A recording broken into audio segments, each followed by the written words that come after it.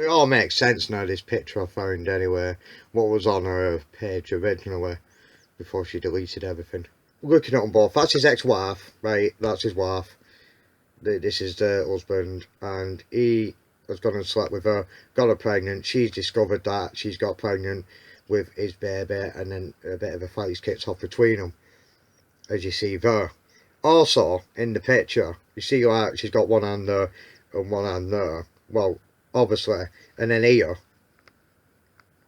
Well, in the security part at bakkavor in Ince, we have these clocking machines what are up.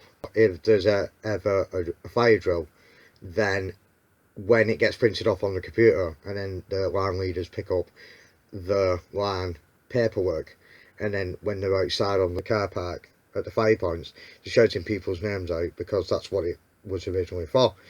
But since Laura Connor has decided to get tested for alcohol and she got sent home, then she's had the 2 days off, because you can't attend a workplace until 24 hours after. So she came in on the 3rd day. So meanwhile, on that last day before she was back, Patricia, and this is the manager of laundry, security and the yard, well, she's come into security, and then she's been altering stuff, such as all the information from the yard on the computer she's transferred to the security, because with the place shutting down anyway, she's putting everything into one, so it's not as though they're going to be carrying a load of stuff out.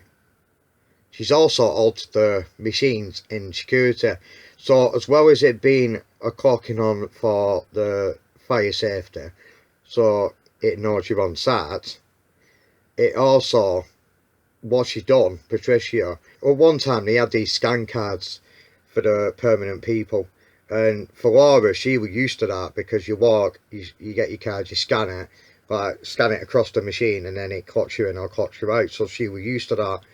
But since they've got in these facial recognition program upgrade clocking machines, what they've got, then everything then has changed, and this is where she's got confused. So when she's been coming in, so when you go in, you go this way, and there's like a door there, and then just behind that door when you walk in, there's like machines here what's hung up on the wall, and there's also some over here, and then there's some like there. It doesn't matter which one you use, because they're all the same. So Laura's been coming in, and then she's been going to one, doing the scan on it, like the facial recognition scan. Then the machine's gone, thank you, and then she's walked off, and she's walked this way, and then she's done it again here, and then it's done the same again, and then she walked out. So that's what she's been doing all this time. But since Patricia has altered stuff and put your clocking on when you start and when you finish onto them machines, so it runs as both, for Laura, she didn't know this, because she were in when all this was being done. So on that morning she came in, and this is what knocked me off about Laura, is she came walking in, and I don't know if she's been in some sort of row with her husband or what, or he's obviously telling lies about me, but she came straight in, she went to that first machine there, she did a scan, and then she shouted out at me, "You are a compulsive liar," just like that. And do you know something? I didn't even know she was back. I didn't even recognise her, because there was a lot of new faces there from when I was last there, and I didn't even know anybody. I only knew a few people, so I didn't know Laura was actually back at bakkavor.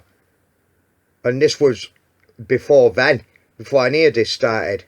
This is what I'm talking about when she called me that, compulsive liar. I'm like, what are you on about? I've not fucking seen you. I've not spoke about her. I've not done nothing. But straight away, she gunned at me, right? And then she walks off over this way.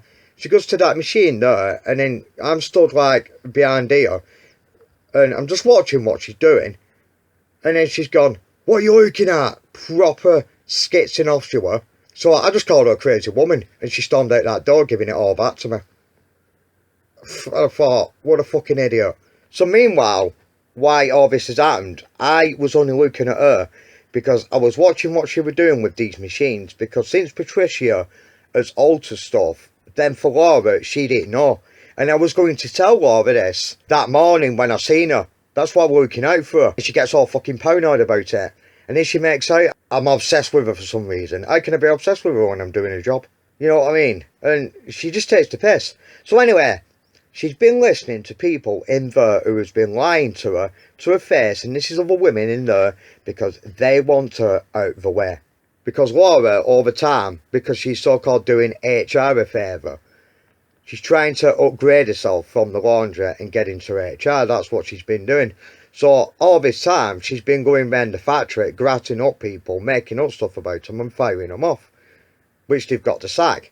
So for these people who's been sacked, they've not been happy. So for the people who's been remaining behind who knows these people, then they've been telling these other people who are working in the factory, and then a bit of a bullying started off. People who work at bakkavor at the time have stopped talking to Laura, because one of the lads came in off guard and I was speaking to him, and I said to him, what's wrong with her?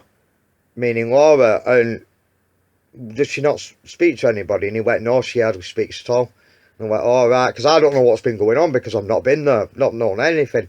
So anyway, he goes out this door here, and then she's fucking like there, asking him questions like, what have I said and what's it got to do with her? And she used to be on the backshift on laundry.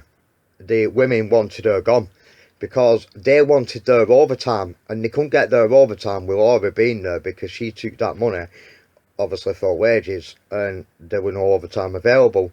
And it was Patricia who said to the girls on the back shift that they would have to get rid of one person who's permanent, overtime would come available. So I remember this going on because when I worked in laundry myself, and I overheard the conversation, so I know that all too well. But Patricia does this. She has a games of doing something and then not telling anybody because she's a manager. And another thing with Patricia, if you have problems with your wages, which I've known this for happen in the past, she makes up excuses for them to these people saying, oh, yeah, can you call back and I'll do it in a minute. And then by the time these people have gone away and come back again, the door's locked and she's gone. And she does this every time. Patricia, she has an habit of doing it, doing a disappearing acts, going off site and going home, finishing a shift. So I know this all too well with her. And I weren't too surprised more later on in the years 2024 when she started doing all this in here. I weren't too surprised, to be honest, but I'm glad I was in that day when she did it because I wouldn't have known about it. But the way that Laura started on me that day, I was happy about that. And then later on in that day, she's here snooping around fucking security. And then all of a sudden she storms out that door. And then gone. I don't know what the hell was wrong with her that day. Really don't. But obviously she's gone to HR kicking off. On this day she was in and she did all this kicking off. It was my last day anyway. And I was only on the half day because I got told off the agency a couple of days before, because I was only in standing security, that they're going to be ending me and ending a couple of others who were there because the place is going anyway. But nobody knew this was coming with another bakkavor company, and they went on strike. And because they've gone on strike and they all started mourning about pay, then for the remaining people who are in here have all lost their jobs on the 4th of November 2024 because of that. And it was the union which did it. So Rusciano got me in this room in here and then started blaming me. Are we getting the blame for them losing the contracts? I don't think so. It was the other company which did it, because when these contractors came in, and I was stood here and I was speaking to them, and they were here, like, it's this pad you've got to fill out, and they said to me that the other company is pulling away the contractors from this building, and they told me that. So I don't know what she's banging on about. And then another thing is I got the blame for Laura as well. Now, how does she work that out? Because Laura got sacked because she's been telling too many lies and getting people sacked for no reason. And she's been coming in work drunk, which she was sent home for it. And it was Chloe who came into security a couple of days before this. And then she was looking for like this test thing for testing for alcohol. And Laura was literally over the limit. So they sent her home. Well, they have to, don't they? So she's been off for the 2 days. And in the meantime of all that, that's when all this has happened.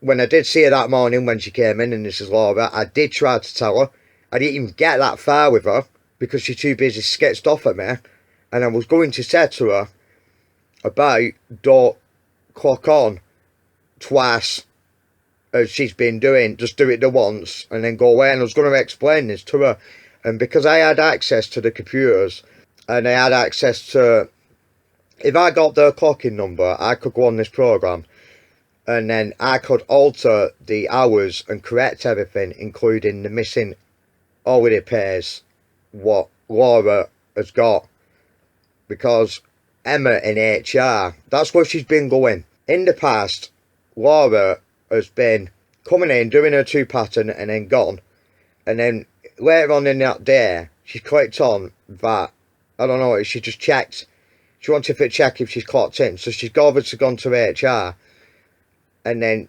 she's got Emma, this is the friend of her, to check on the computer if she's clocked in or not. So she's not, right? So she's probably thought, oh, it's some sort of error. So what Emma's been doing is she's been taking off Laura's holidays to fill in the gap for the missing time on when she should have clocked in. So in other words, on the computer it's showing Laura is absent from work. That's why Emma took it off her holidays. So when Laura has decided to get some holidays, as she's booked it because she knew how much she had, it's come back and said she can't because obviously she's used up all her holidays. This is why when Wendy came into security on one day and then she was telling a fella that she was picking up her car keys from him, and she was saying that Laura was sitting in the laundry refusing to do anything, well, that would have been the day she sussed out she had no holidays. And then she was up there thinking, well, it doesn't calculate up or anything. But she never came and spoke to me at all about anything. All she did was, she was very moody with me, she took the piss, and at that point, what she did to me, I just lost interest in her. And then I stood here, I'm the sig, and then she's over here, talking to somebody, and then she's making out as though I'm fucking like trying to stalk her, and I'm not. And I fucking stood there, I'm the sig, because I just didn't want to do that job anymore. And I thought, fuck it, it's my last day, I'm just going to keep standing here, and that's what I did. I left that place abandoned, because I just didn't want to do it anymore. To be honest, I thought, well, it's my last day anyway, fuck it. And then the way she spoke to me, nah, that did it even more bad with her. If she would have come in that day, and not in a mood, and then I would have explained it properly to her, then things would have worked out differently. But because she came in that mood, and then she started on me, that's where she drew that line. Then I just lost interest in her straight away. I didn't want to know her anymore, and I actually said to her, you leave my bike alone, you, because I knew it was her. When I worked on the yard, and all the time I had my bike parked up on my car park, locked up, and every single day without fail when I was there, the left side nut was being loosened off, just enough, so when I would get on and pedal it, and I go up the road, the bolt would fall out and the pedal would literally fall off the arm, and it kept happening that, and it got on my nerves, and I couldn't work out who were doing it, because any other workplace I've been at, it's never happened. But however, I did work something out, is when the time Laura wasn't on shift and I was on the yard, then for some nights I was on shift and I'd check the bike the morning after, the bolt was still tight, but that's when she's not been in, and I sussed out then who were doing it. But I couldn't work out if it were Bobby who were doing it just for to take the piss as a laugh, or security was doing it for to take the piss, or somebody else. But no, it was Laura who were doing it, because she spends more time hanging around down here chatting away and then disappearing in the engineers, emptying the bins, because that's her job. So she's obviously grabbed a tool and moaning around with my bike for some reason. As I said to one lad who was here, off the I'll tell him a story about it, and I said to him, the minute that she left working for Bakkavor, and that day after it stopped, the bolt was still tight, and it was a brand new bolt as well, because I went being queue for it, and it was still happening then, and then as soon as she left, it all stopped, and then it was still tight, and then a couple of days after, I just double checked it, as you do, still tight, so that it was done. That was it, and I sussed her out then, it was her who was doing it. But I couldn't do nothing about it because she already left anyway at that time. So I thought nothing more of it and just moved on. So for the management team, what she's pointing out though, you know, obviously she's got a piece of her in her hand. She's been ripping her hair out due to stress because she's gotten nowhere because of her wages, and the wages are wrong anyway because nothing's been done about it. That is just typical management, that. So this guy sat at the back here, and obviously that's Karen.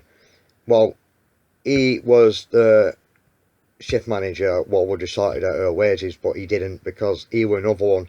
As soon as he said, oh yeah, I'll do this, and he just put it to one side because they're not interested. As long as they're being paid, it's okay. So for Laura, she's obviously not being paid correctly. So as she's done, she just got on with her work and then thought nothing more of it.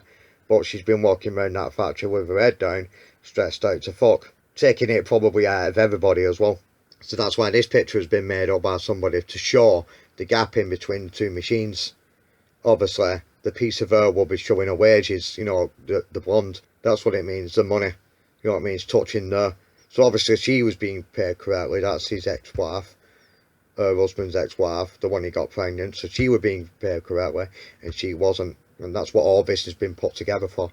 Because Laura spends more time in the canteen, and she spends more time kicking off with people. Now, I've already said about the back shift, they wanted her gone because of her attitude. So more later on, in the years 2024 when I was there, I did ask the back shift people who were still there, who I used to work with, why have you got a problem with Laura? And they told me, and they said she's a crazy woman. That's what they called her. They said that she's going round sticking her oar in basically where it's not wanted, going reporting it to managers. So no matter what you do in there, she's grassing people up. So people don't want to be near her. And then when she went onto the day shift, because they got their overtime, because it was sorted out through Patricia, and she was only a standing manager then. So it all got sorted out when she went to Mike Golden over it. But then when Laura went on to the day shift, she started doing it again. So the day shift people and the night shift people all wanted rid of her. And this is what it stand up to. So they've been blabbing her head, telling lies, getting her to fall out with people she gets along with, such as me, at the time. So they're twisting her head, you know what I mean, so they can get her out that door. And it works because when she had a go at me that day, it was recorded on men cameras. And it was Patricia, now a manager. And the only reason why she got a manager for is because Patricia slept with her husband, who's a manager. That's how she got that job.